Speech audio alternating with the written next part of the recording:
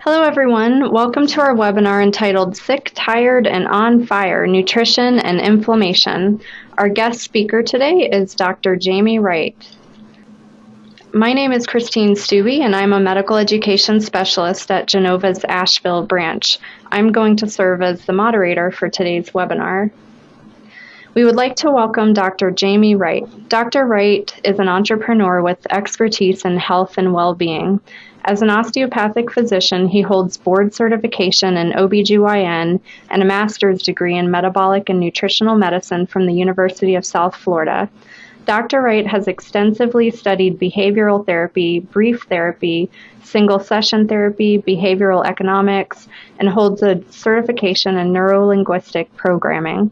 As the president of Wright Czech Wellness Solutions, Dr. Wright is focused on contributing to the health status of our nation and world by creating engaging business models that allow corporations to realize the value of well-being as an economic strategy. Dr. Wright has a small private practice called the Center for Balanced Living. The focus of this clinic is to improve individual health outcomes through the application of metabolic health principles, strategic planning, and client collaboration. Great. All right. Well, it's a pleasure to be here. I'm in the mountains in Colorado Springs, and I joined a new venture about 6 months ago to develop a health and well-being center at a really magical place called the Garden of the Gods Club and Resort here in Colorado Springs. So every day I get to come and look at these amazing rock formations called the Garden of the Gods, as well as the backdrop of Pikes Peak. And you know, I came from Michigan, so right around February is when when you want to, make alternative life plans because you haven't seen the sun in weeks. And here in Colorado Springs, it's fabulously gorgeous every single day.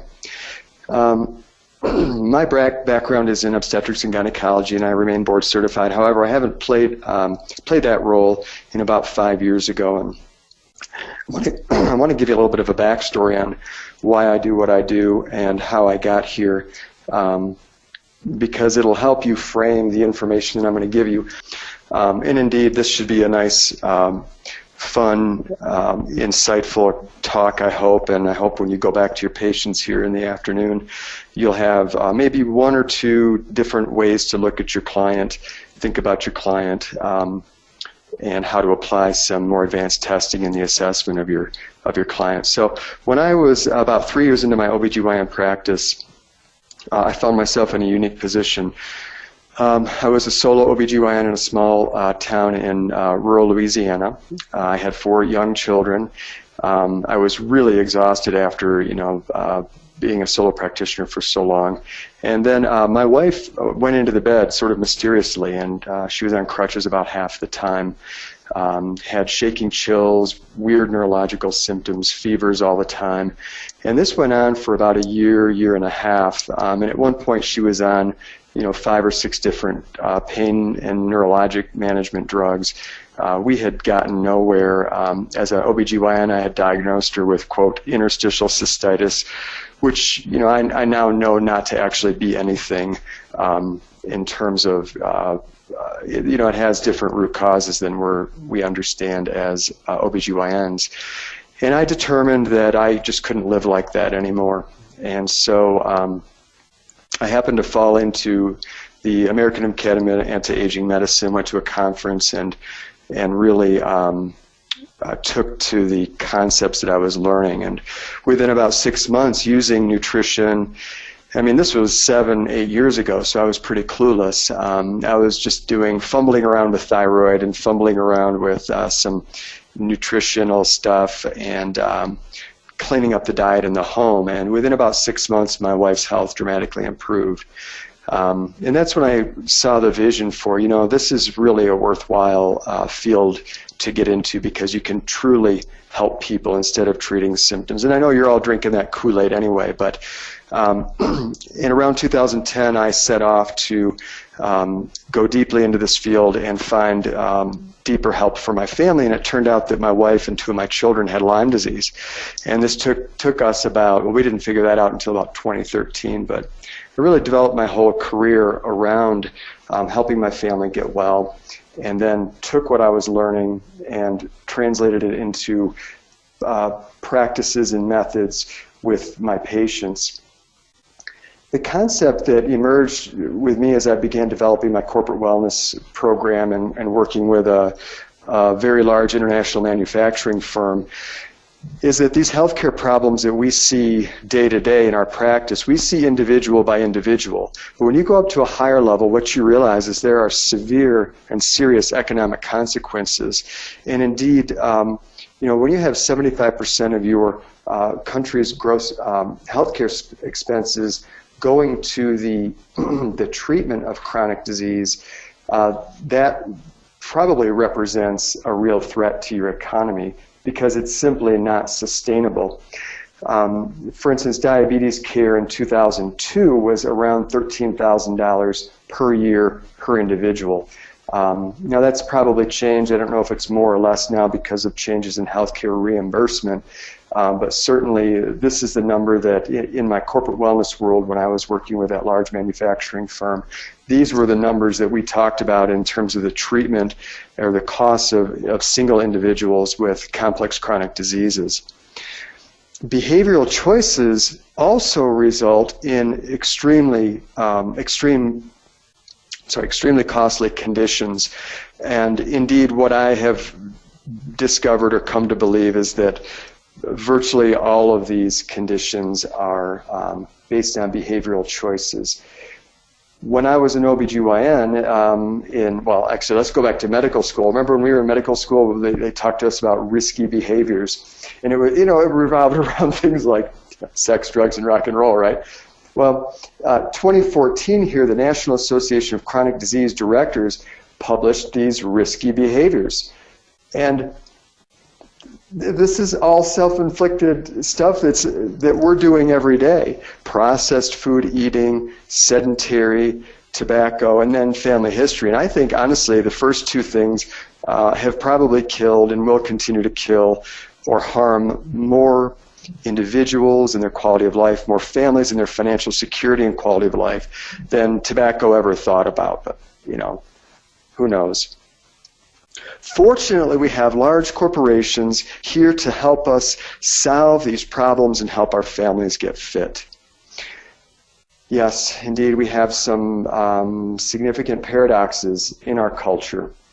And I think since I found this article a year or so ago, someone out there called this company out about the paradox here, and I'm not seeing these ads anymore.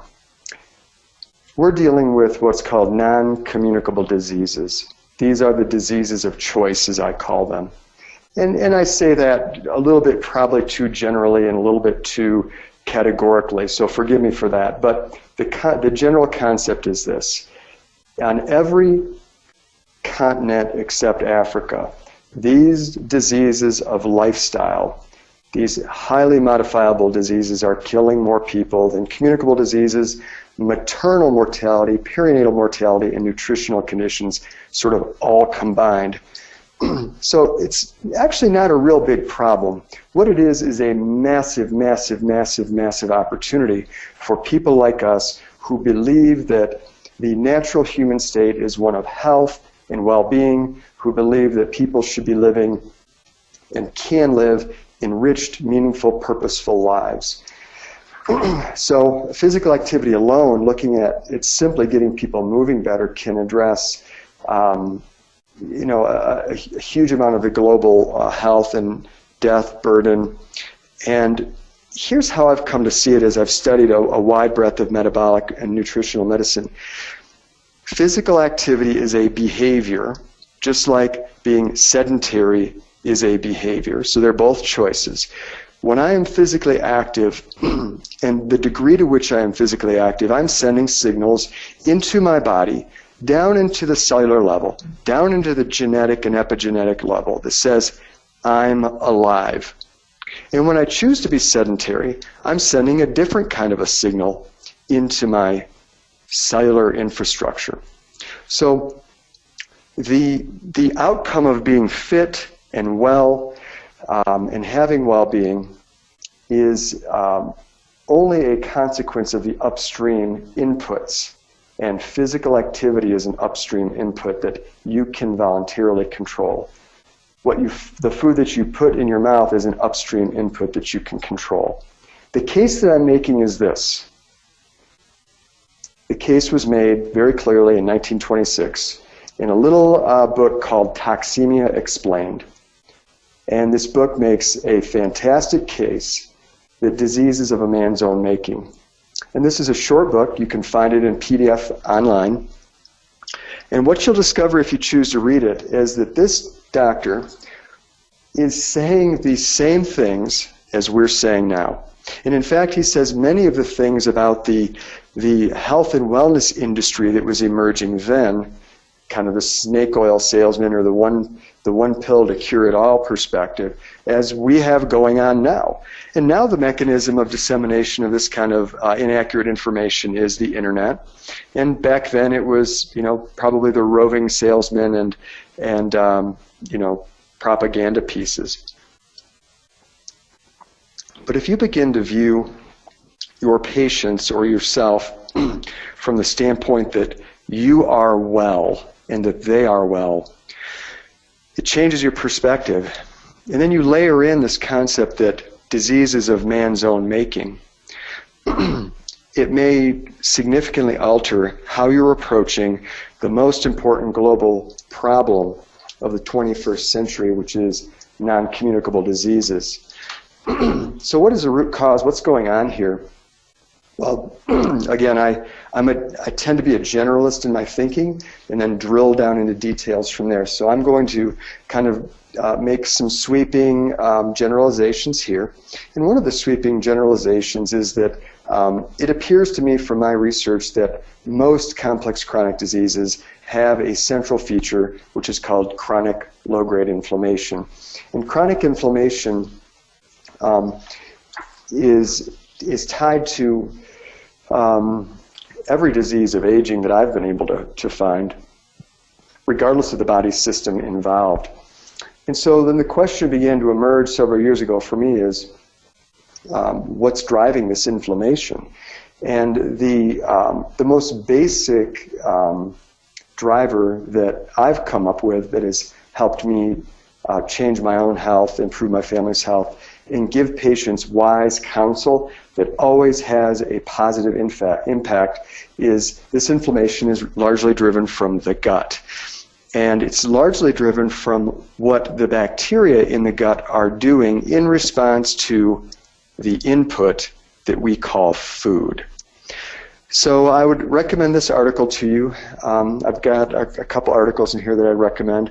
Ian Spreadbury's article on ancestral diets and inflammatory dysbiosis. And what Ian does here is he pulls together a wide variety of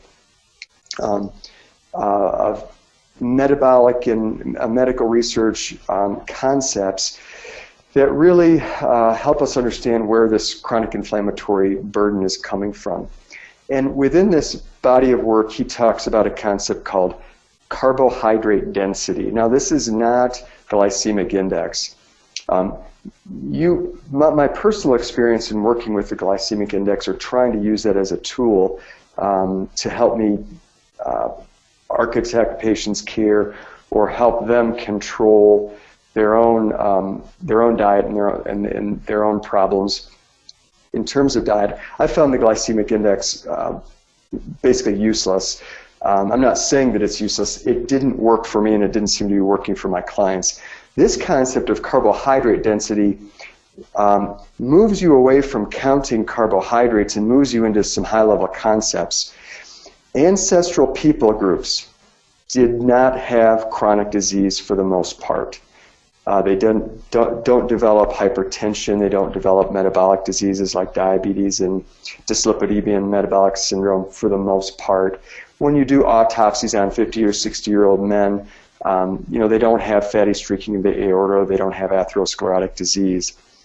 And there's some things that they don't do and some things that they do. And one of the things that they do is they eat intact whole food. I call this a natural state diet, or foods that show up in nature, or things that God made. Whatever concepts you can get around to your clients to help them realize that when they pick up something that doesn't look like it shows up in nature, it's probably not a natural state food, and therefore it probably has some downstream consequence to their physiology that will probably not be good. You look up here where things are shaded, and the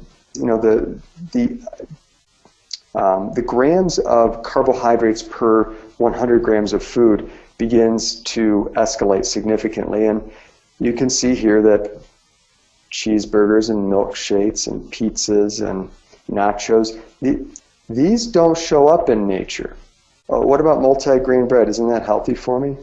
Well, basically, Ian makes a really strong case and shows research around the concept that virtually every study that looked at grain-based diets in the ancestral people groups showed a link to chronic disease or metabolic disease or inflammation or leptin resistance as a marker of impending metabolic disease. So really, this is the free burden, or you could consider this the free burden of, losing the word here, the available, that's the word that I want, the available sugar in 100 grams of food that you're eating. Now, why does that matter? Well, that matters because you're not just feeding yourself, right? You're feeding these 100 trillion bacteria that are living in your gut. And, when you were back doing regular old biology and microbiology, when you wanted to grow bacteria overnight or within 48 hours, you didn't, stick them in a petri dish with a cucumber. The petri dish has free macronutrients and micronutrients in it, freely available sugars and proteins. So when we're eating processed foods, we're giving our gut microbiome, or the microbiota, or the bacteria in the gut, free energy. And those bacteria can overgrow. And when they begin to overgrow, especially in the small gut, they make their normal byproducts, one of which is lipopolysaccharide toxin, or LPS toxin. And I'm going somewhere with this, so don't lose me in the weeds. I don't have slides for this, but this is an important concept. So these bacteria, your clients are feeding the bacteria sugar. The bacteria is overgrowing, making these toxins. The toxins get in the lymphatic system and then get into your circulation, and it makes the body think you have a little low-grade infection. And that's what is stimulating the production of C-reactive protein. And that's why you see an elevated CRP in so many people. The mevalonate pathway, which is the LDL production pathway, turns on because LDL acts as an antioxidant, antiviral, antiparasitic, and is actually sort of acting as an arm of the immune system. So when you grasp this concept of carbohydrate density and you follow it through to the end result of laboratory abnormalities that we call metabolic diseases or complex chronic diseases, you see the connection. You see the connection between inflammation and virtually every degenerative disease. And I have come to really think of chronic inflammation and metabolic disease synonymously. C-reactive protein, by the way, is an independent risk factor for cardiovascular disease, and that was proven out in one of the biggest studies, an atorvastatin study. I'm not a big pharmaceutical guy, but where they statistically show that C-reactive protein is as potent as LDL levels in predicting risk for cardiovascular disease. As an example, if you had an individual with an LDL under 100, but their CRP was over 2.0, they have the same risk as if they had an LDL above about 130 for heart disease. And then when you add CRP and LDL, you compound the risk. and then other things like uric acid and homocysteine as well. So these metabolic diseases, including metabolic syndrome, are pro-inflammatory conditions, and it does not all revolve around visceral fat. Remember, they had to get inflamed to put on that fat in the first place, and that inflammation started in the gut. Now let's talk about the typical assessment. So I want to go back to my OBGYN days, and my really sophisticated nutritional assessment back then was look at the lab sheet and circle what's on that lab sheet. And then honestly, I didn't really know that much to do with it. So I call this the expeditious Nutrival, if you will, or maybe this is the traditional DAX Nutrival. By the time you see these conditions of nutritional deficiency that the traditional medical world looks for, the horse has been out of the barn for a really long time. And we've really missed the boat by the time you see, like I've never seen night blindness due to vitamin A deficiency. I've never seen rickets. And so what we're really talking about here for the remainder of the webinar is how can we and why should we take a deeper look at the nutritional status of our clients, and when might it be appropriate? And then the second question is, how can we understand what types of systems might need some extra focus because the client has genetic predisposition? So we're going to talk a little bit about nutritional testing and a little bit about genetics. And then I'm going to go through a bit of a case study, and then we're going to wrap it up.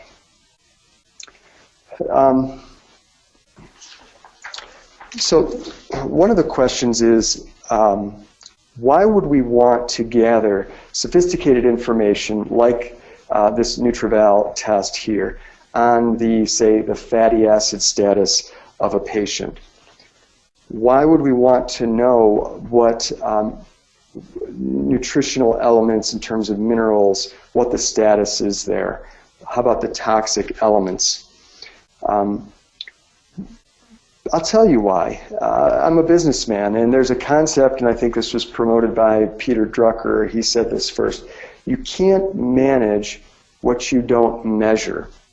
So if I'm placing people on random vitamins or large amounts of vitamins or doing the vitamin shotgun approach, that can work and that can help. I think it tends to help the low-hanging fruit clients, as I call them. You know, they're not deeply inflamed, they don't have autoimmune disease, they don't have any deep genetic things going on. They're just sort of, chronically fatigued, a little bit of, adrenal suppression from chronic stress, and their nutrients are suboptimal. And you get them on some vitamins, and they turn around in 48 hours, a week, 2 weeks, 6 weeks, that type of a thing. And that was my personal experience with myself.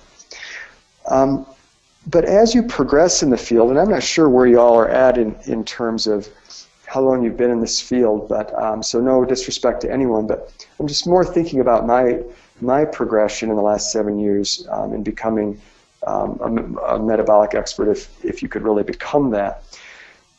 So once you get done with the low-hanging fruit people, the menopausal ladies that really respond nicely to some natural hormone therapy, a little bit of thyroid and some vitamins, or the chronic fatiguer that comes in that you get them off gluten, you put them on some vitamins and their life changes. Then you start having to deal with the more complicated and challenging people. And they can really present a problem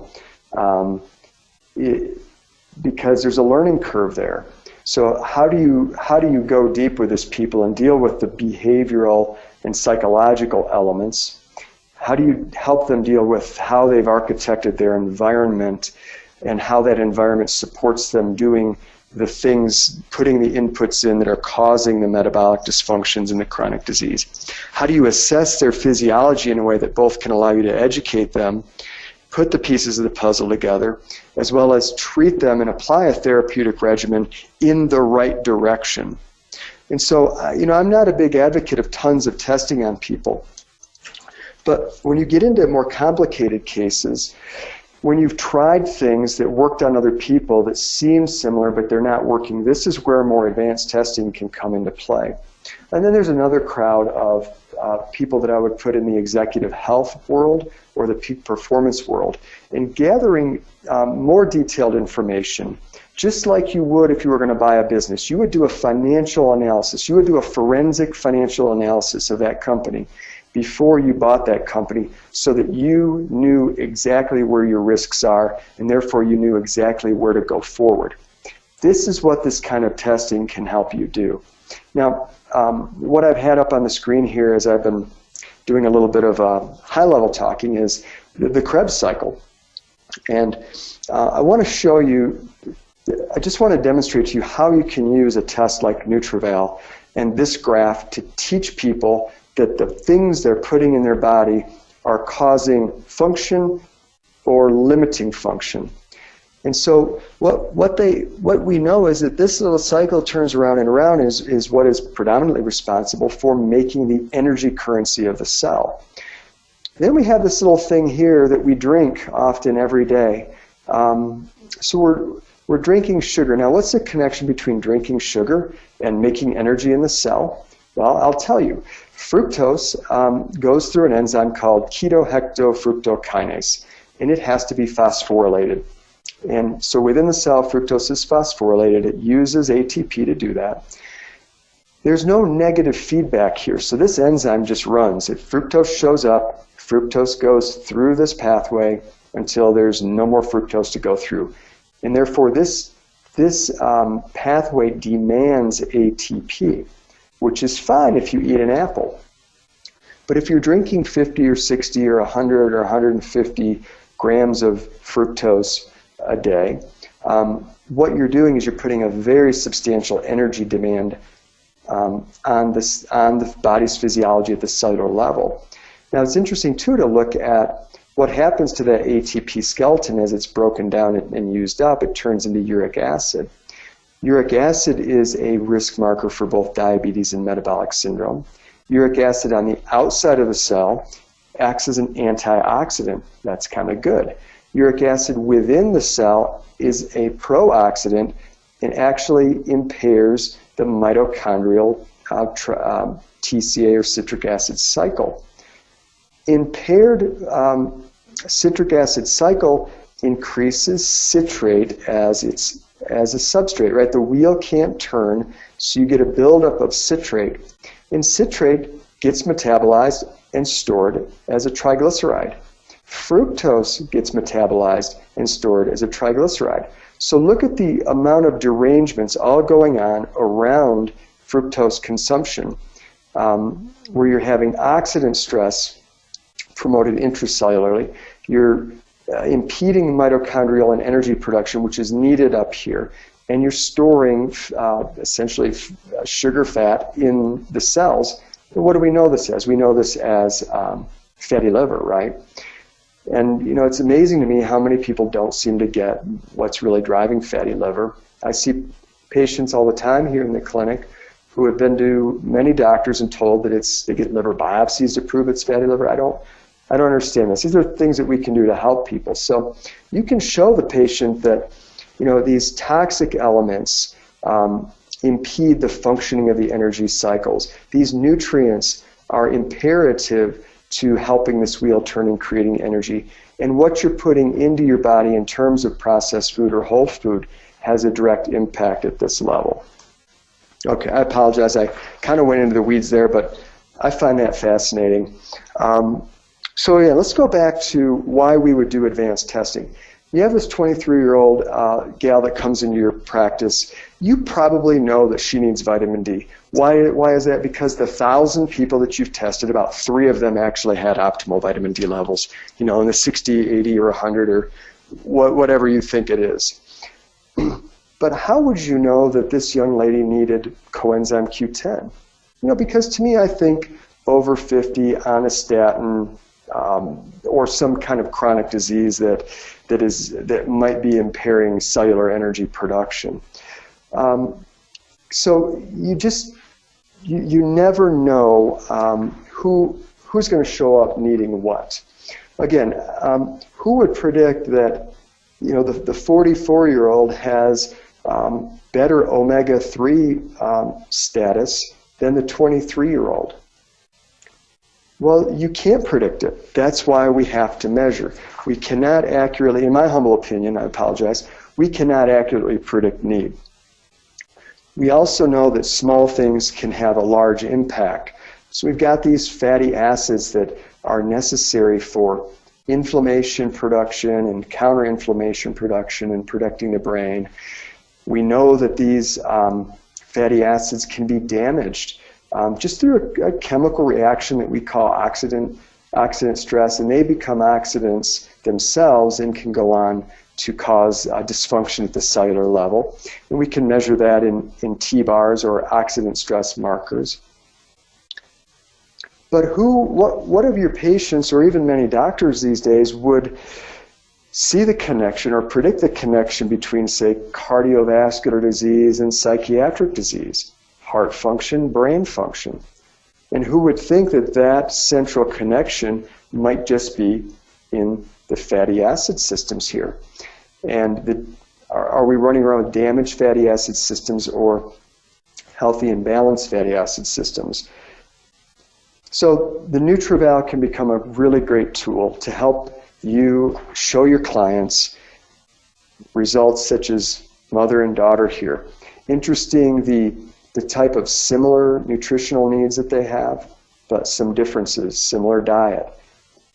You can show them in nice graphic form and help them understand what kind of nutritional needs they're recommending and why just taking an over-the-counter multivitamin is probably not going to do what they need to do. I promise not to get in the weeds on this, and in fact, we've got about 10, 15 more minutes before we're going to go to some questions and then let you get back to your practice. But again, one of the useful, I would say one of the most useful purposes of advanced testing is really to have evidence that's indisputable so that your client will believe, and when we believe, we take action. And all that behavioral study that I did and work with corporations on population health, that's what I discovered. People believe when they see and experience it for themselves. You may not know this, but NutriVal looks at other metabolic markers, and I'm just going to focus on one here right now, around the gut. Gut's the place to start with most problems, and you can actually use the NutriVal not only to architect a patient's nutritional therapy program, but also help determine whether they may have some gut dysbiotic issues that you could treat empirically through, giving them fermented foods or prebiotics or probiotics, or cause you to move to maybe a more advanced gut test like the CDSA, etc. Stool testing, looking at what's really growing in the gut. And there's also, vitamin markers and detoxification markers here. All right. Let me see. Oh yeah, I thought this was interesting too. If I'm recalling, I think this daughter was around 14 or 15. I find it's interesting that the mother, again has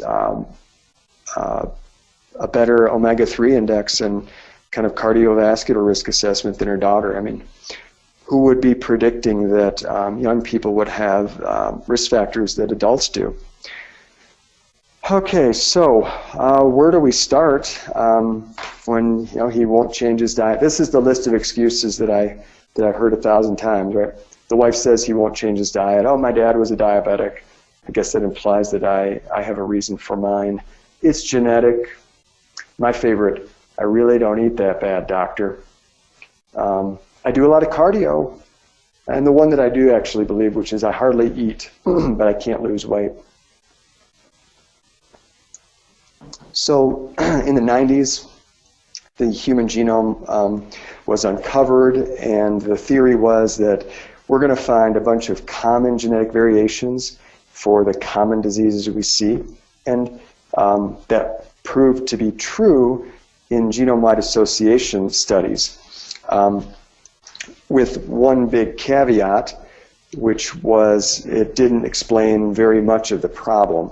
So if you look at the genetic contribution to type 2 diabetes, it's very, very small. But there's a lot of other rare variants, rare polymorphisms in the genetic code that stacked together in certain ratios and ways play a role in the development of these chronic diseases. So it's really the new paradigm is that these common variants only represent a fraction of disease, and really what we're dealing with is multivariant genetics and environment. But there's something more. I mean, it's more complicated than that, and that's where we move into the field of epigenetics. And since I'm running out of time here, I really would sum up epigenetics as the genetic change without changing the genetics, or the regulation of the expression of the fixed genetic code, or the switching mechanisms that are imposed upon the genome that cause certain genes to be expressed and certain genes to be suppressed. So this is the study of gene expressions that are independent of the genotype and that are actually heritable or can be transmitted to the offspring. If you want some interesting reading, look at the Dutch hunger famine study. It's the Dutch hunger famine study. Just go on PubMed, put Dutch hunger famine study, and you will see they've studied the impact of the F0, F1, F2 progeny after the Dutch hunger famine. This was a kind of a sudden onset famine. And what they discovered was that the epigenetic markers imprinted on the fetus, and as an example, around the PPAR gene locus, or the gene locus that is involved in diabetes, the epigenetic imprinting on that was different if mom was 28 weeks pregnant when the famine struck, or if she got pregnant when the famine was going.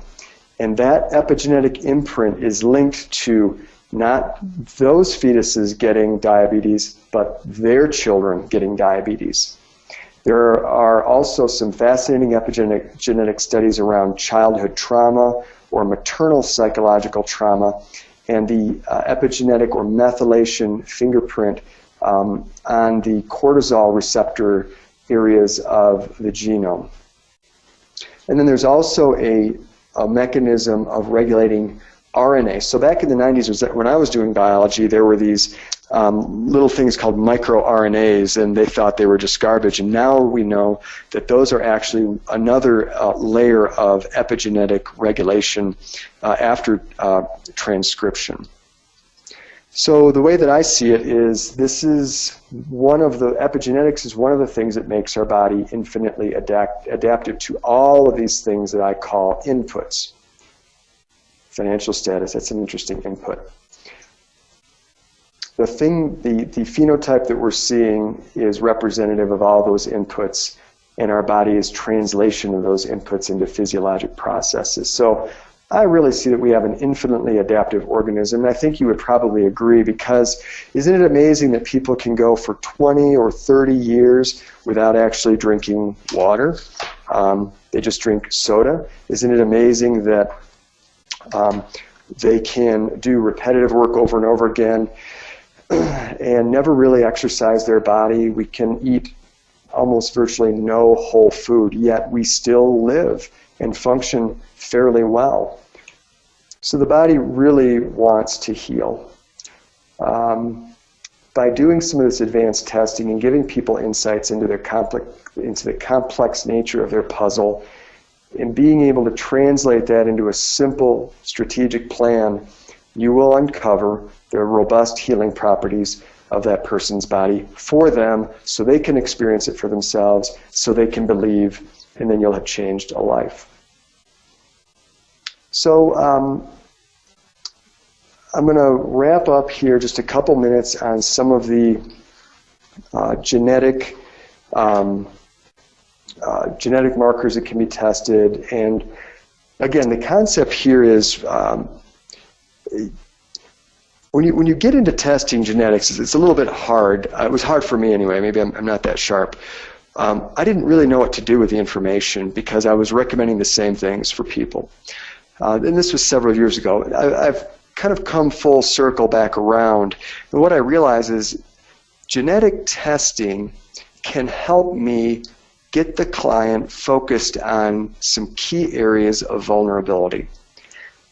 But even more effective, I think, is genetic testing can help me not focus on things that aren't really the high-risk areas. So you have the benefit of knowing what to take your focus off of that's not necessary, so you can apply the most significant amount of your bandwidth to the issues where there's real vulnerability. I mean, because the fact is that everybody should address diet, reduce stress, not smoke, and do physical activity, regardless of what your genotype is. However, if you have a genotype, if you have a genotype that predisposes you to, let's just say, LDL cholesterol metabolic problems, it would probably cause us to focus our therapeutic regimen and diet in a more intense way. And so I might push this person harder to do, say, interval therapy. I might ride them harder to reduce the smoking or get the animal fats out of their diet or increase their fish oils higher than I might otherwise. I also might follow some of these oxidative markers to prove that what they're doing in the lifestyle piece and what I'm doing in the nutritional piece is actually reducing some of the oxidant stress burden, improving their omega-3 fatty acids balance, as just a couple of examples. You know, looking at someone's predisposition for, say, excessive release of cytokines like tumor necrosis factor can be useful. In terms of, for instance, I can eat a fairly varied diet. I don't really change my body habit as much, but it impacts my brain. Everybody is going to be different, and if you know someone has a genetic predisposition to having excess release of cytokines, and then the downstream inflammatory and oxidant stress of that, you may change your nutritional regimen. You may educate them in a different way. You may screen them over the years in a different way in terms of cardiovascular disease risk, etc. You might go ahead and get that carotid Doppler now, even though maybe there's really no traditional risk indicator for that. And, something that I'm really into is this behavioral piece, and I've been fascinated by that for a while. And I see behavior really as an outcome of the function of the organ that we call the brain. The interesting thing is we can observe that organ working, and we can modify it with our own thinking processes and our own choices, but the way that organ is working, the way the cells in that organ work are following the same rules of physiology and metabolism that every other cell in the body and the other organs are following. So everything is sort of playing by their own rules, maybe with a little bit of a different, some different processes involved. So let's go to a couple of cases here, and then I literally have 2 more minutes. So how do you help someone move from triglycerides of 500 to 180, an A1C of 6.8 to 5.8? These are great markers over time here, losing nearly 100 pounds. Well, you've got to do the basics first, right? Like vitamins don't solve this problem, and testing doesn't solve this problem. But first of all, you have the testing to show, hey, this is the current state. It's answering the how do we know question. And then you can follow them over time using data to develop more specific nutritional regimens, knowing what areas to focus on or maybe don't need to be focused on as much, and then giving them a more valid assessment of cardiovascular risk because you're using multiple different modalities to look at the same problem. And I did this on the population level as well. And it just shows you the results of a whole food, plant-based 12-week diet. And as an example here, 68% of the population was able to see almost an 18% improvement in LDL over 12 weeks using a vitamin packet, a pharmaceutical-grade vitamin packet, and a whole food plant-based diet. And actually, I'll tell you, this result is as good or better than some year-long studies that are out there in the literature. So, all right. I think we can open up for some questions now if you'd like. All right, great. Thank you so much, Dr. Wright. That was a wonderful presentation. And we have received some great feedback. I do want to remind everyone that the PowerPoint will be available on our website in PDF format next week. So let's start with the first question. On that chart that you had of the animal-based foods, or the carbohydrate-dense foods, there were some animal-based foods that were at the bottom. And the question was, are they inflammatory or non-inflammatory? Okay, let me go high level. Let's just talk about oxidant stress. So I'm not, I eat about anything. I don't drink sugar. Once in a while, I have a Starbucks latte or whatever. The concept is, this is what I've found useful for my clients. People get into their belief systems about food and diets, and you cannot change those belief systems. At least I've known it's fruitless. So instead what I do is I say, eat what you want, but understand this concept. Meat is neither good nor bad, neither here nor there, but what you should understand is this. If you take a pound of animal products, whether it's eggs or beef or pork or whatever, and you measure the amount of oxidant chemicals in that raw animal product versus a pound of green leafy vegetables, there's probably 100-fold difference. Then you would consume the vegetable products just as they are raw, but you don't consume raw beef or meat. You do something to it. Now, many people perceive that grilling, for instance, is somehow healthier because the fat drips down out of the meat.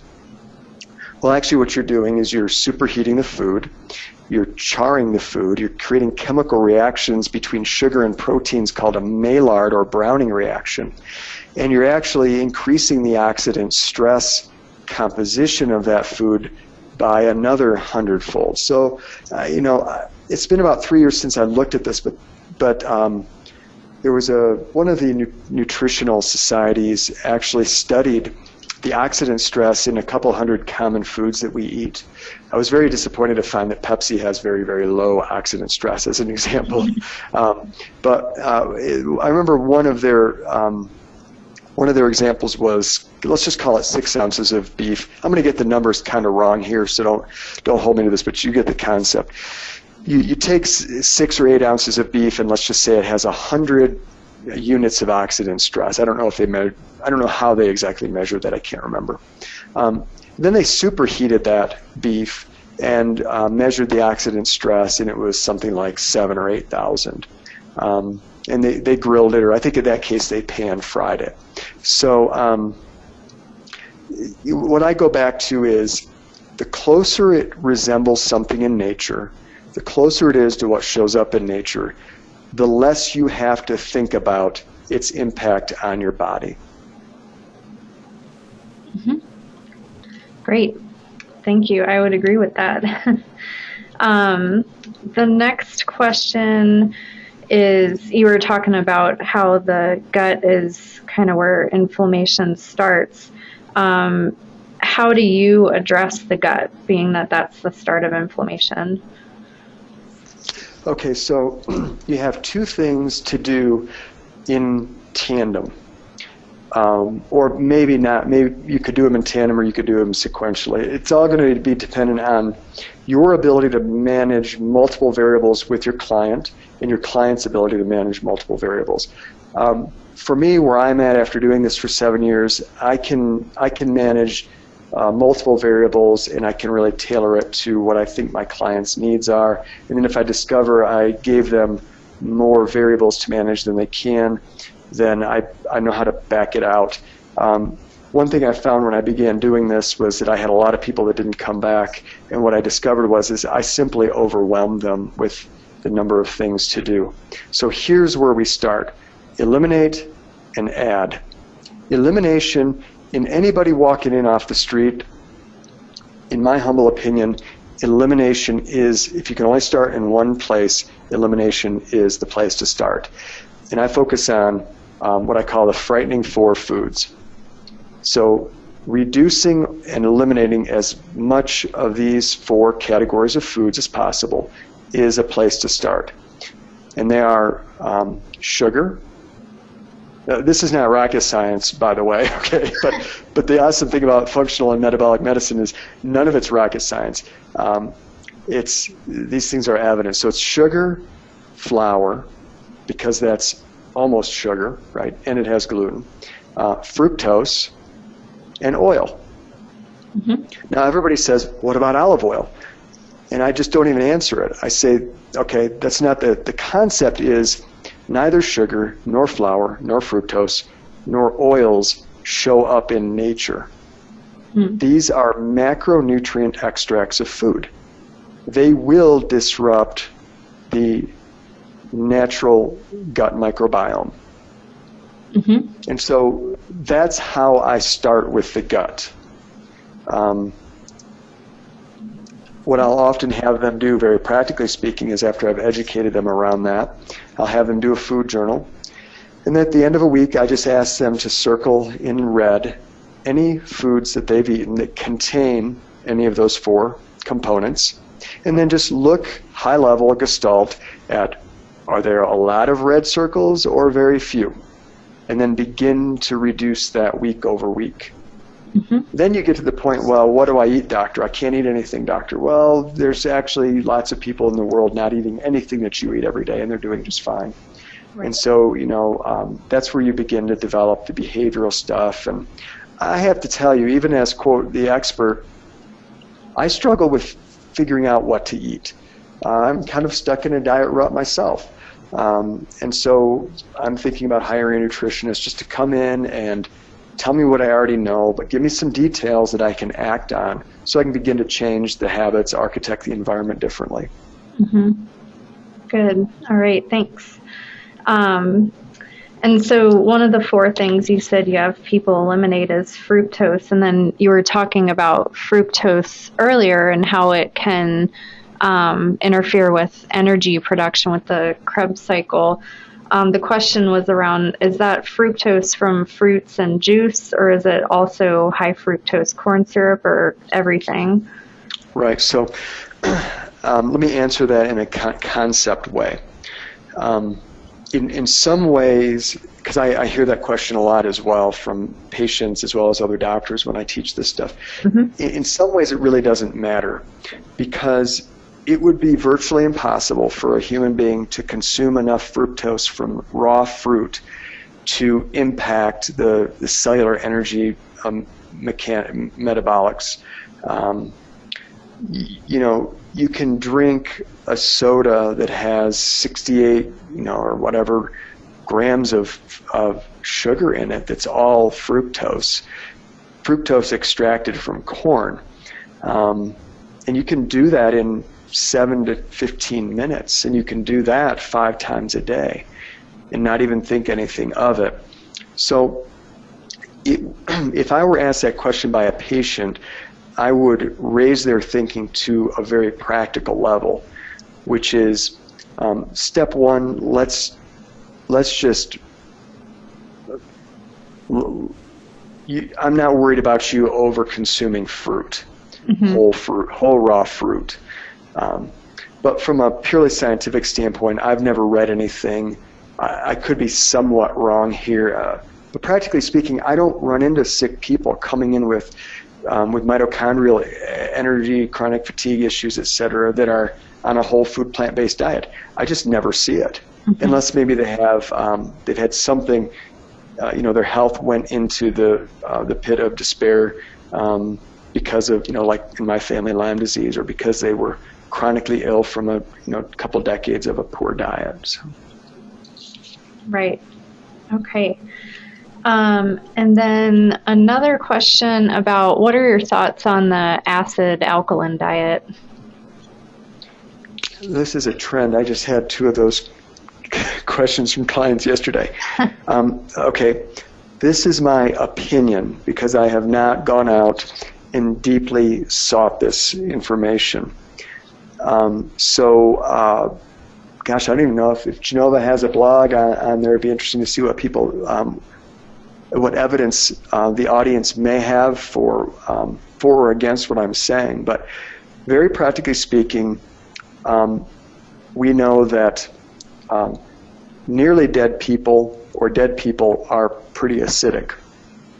We also know that the body will do whatever is necessary to maintain homeostasis.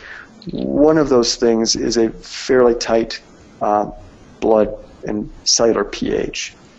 I think the more that we eat a processed food diet, the more we push our cells to adapt in ways that will lead to dysfunction long term and then create these things we call diseases. But in terms of manipulating the alkalinity of, say, your water, I would be more concerned that would cause a disruption of your body's natural homeostasis. And then the answer I usually get is about people say treating cancer with vegetables to reduce the body's acidity. And the argument that I would make there is everybody should be on lots of vegetables. And the people that make that argument about alkalinity, they don't balance it with the fact that people are getting tons of plant nutrients, the phytonutrients, the catechins, those plant pigments that go into our body and act as nutrigenomic medications, if you will, to help turn on superoxide dismutase enzymes, stimulate NRF2 gene to turn on the antioxidant enzymes. So that's my current going kind of perspective on that. But I would love it if anyone has some scientific research that they're familiar with. Send that on over to Christine and get it to me. I could use the education. All right. Thank you, Dr. Wright. We really appreciate it. In the interest of time, we'll have to end our question and answer period there. So for additional education materials, we'd like to encourage you all to visit our website, www.gdx.net. On this site, you'll find sample reports, kit instructions, and other information for all of our profiles. After taking advantage of the materials found on our website, feel free to contact client services with your questions. There's a number on the slide for US and UK customer service. Additionally, you can call client services if you need assistance in setting up a MyGDX account. We also offer complimentary appointments with our medical education specialists to answer questions that are related to our testing, including choosing the right test and reviewing patient test results. And then finally, we'd like to encourage you to look for upcoming webinars on our website. Next month, we have Dr. Deanna Minnick speaking on nutrigenomics in clinical practice, genes, food, and specialty diagnostics. Thanks again, Dr. Wright, for a great presentation, and thank you all for listening in today.